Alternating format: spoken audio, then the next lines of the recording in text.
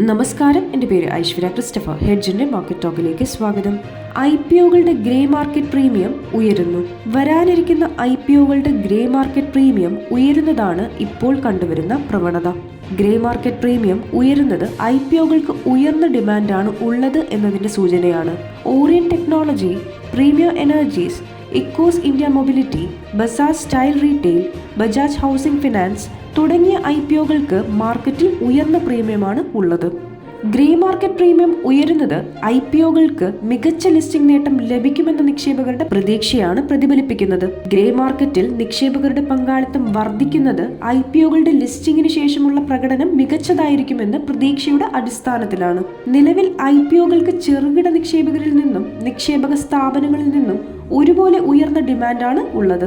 ചെലവേറിയ നിലയിൽ ഇഷ്യൂ വില നിശ്ചയിക്കുന്ന IPOകൾക്ക് പോലും ഉയർന്ന സബ്സ്ക്രിപ്ഷനാണ് ലഭിക്കുന്നത്. ഈ മാസം ലിസ്റ്റ് ചെയ്ത Saraswati Saree depot, First Cry, Ola Electric, Unicommerce e solution തുടങ്ങിയ ഓഹരികൾ മികച്ച ലിസ്റ്റിംഗ് നേട്ടമാണ് നൽകിയത്. വിപണി മുന്നേറ്റം തുടരുന്നു.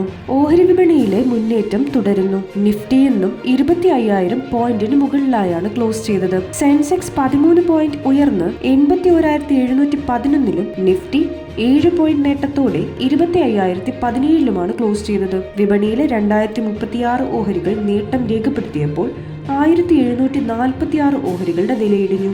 86 ഓഹരികളുടെ വിലയിൽ മാറ്റമില്ല.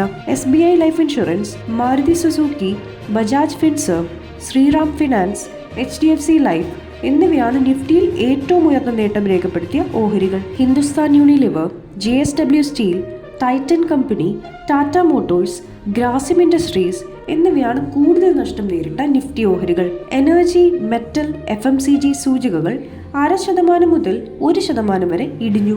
Bank, capital goods, health care, IT, real estate, pharma, media സൂചികകൾ 0.2% മുതൽ 4% വരെ ഉയർന്നു. BSE mid cap, small cap സൂചികകൾ 0.5% വീതം നേട്ടത്തോടെ ക്ലോസ് ചെയ്തു.